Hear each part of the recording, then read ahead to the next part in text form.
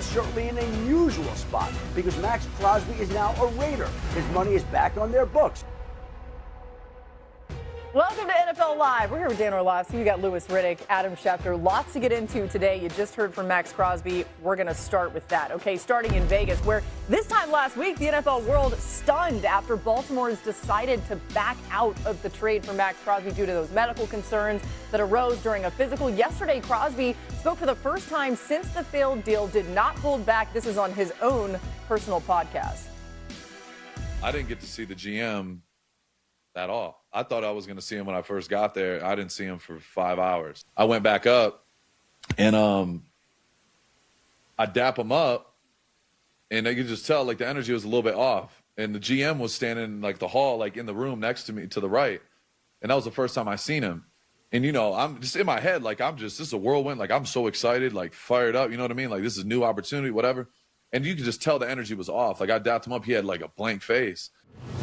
The Ravens guys called me and it's like, yo, we're trying to figure this out. You know, we're gonna get this done. Don't worry. Like 5 minutes later, CJ calls me. It's like, they're backing out. I'm like, holy shit. So I'm like frozen. I'm like, what the f***? I'm livid, confused, the whole nine all in one. Shit happens for a reason. I know exactly who I am. I'm healthy. I'm crushing my rehab. I'm doing what I'm doing. I wasn't supposed to be in Baltimore. And that's it. You know what I mean? I'm meant to be a Raider. It's through my damn core. And that's it. You know what I mean? I'll leave it simple as that. Okay, Louis, a lot to take from that clip. What's your reaction, your first reaction when you hear from Maxx Crosby and just some of the honesty there? It's amazing how important first impressions are, isn't it? Whether you're dealing with someone just on a personal basis, you know, out in public, or you're dealing with someone when it comes to business. And Max could tell right away that something was off with this. Obviously, he's talking about Eric DaCosta, about the way in which he kind of greeted him. You know, Max, when he talked about on that podcast about the long flight, the drive from D.C. up to Baltimore, the fact that he really didn't feel like he was really being, like, courted, like treated like someone who a team had just given up 2 first-round picks for. And look, I know I've been involved in these kind of situations to where when you're bringing in a player who you really covet and you've given up a lot for, you treat him like a king. You treat him like someone who is going to be a premium primetime player for you. You don't have blank looks on your face. The GM doesn't wait 5 hours until that person has stepped in the building to then go ahead and introduce themselves. That's not how you conduct business like that. And you feel bad for Max because this was a big situation for him. Moving across country, moving your family across country after you have spent your entire career at one place is a big deal. So you should be kind of afforded that kind of respect. So that's number one. Number two, I think when you hear him talk about the fact that he is happy, or rather, I shouldn't say happy, he feels as though he was born to be a Raider and that he's a Raider through and through. I can speak to that. I don't know how it is now out there in Vegas, but I can tell you this.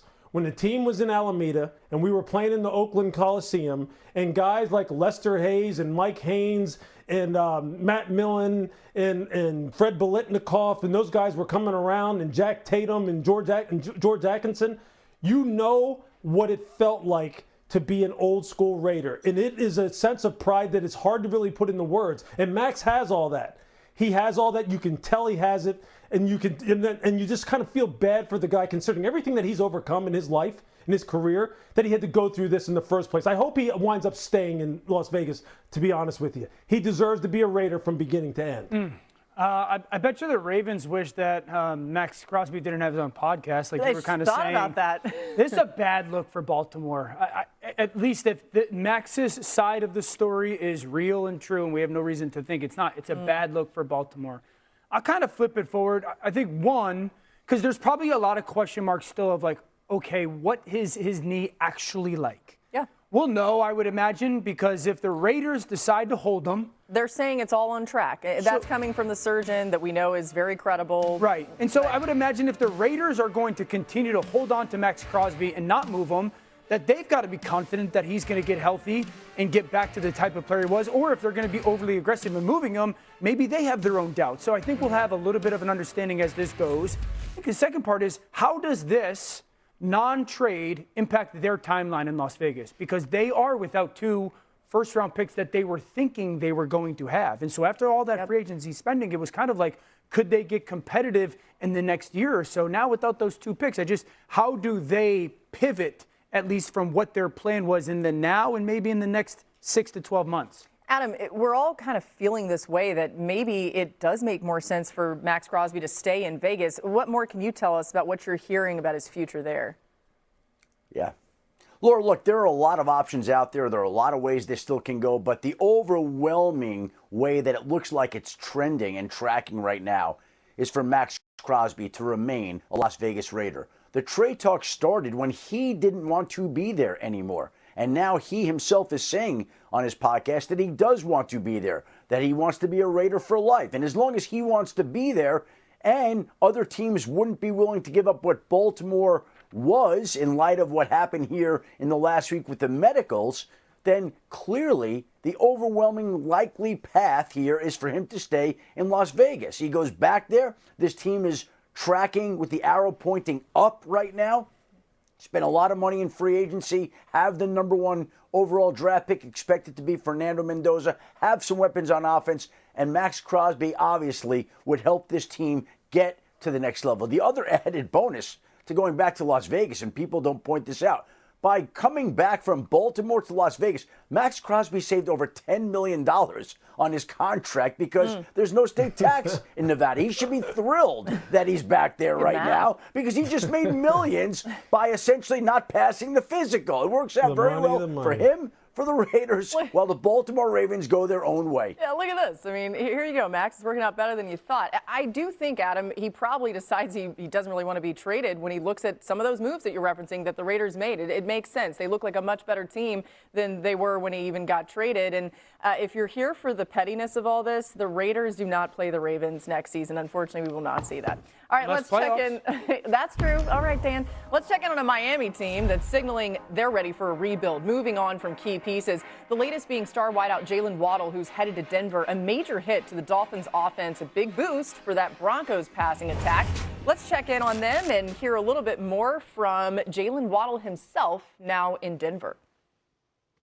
I think I'm just bringing another playmaker to the team, someone that can help out and, try to make plays the best of my ability. It's going to be a fun group. They got a lot of talent, Court, Marv, Troy, Pat, Lil Jordan. I'm here to help in every, fashion, making plays and learning. I'm excited to learn from them and them to learn from me. So it should be fun. It should be great.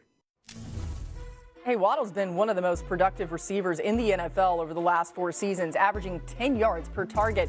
That's the best in the NFL among 26 players with at least 400 targets since 2022.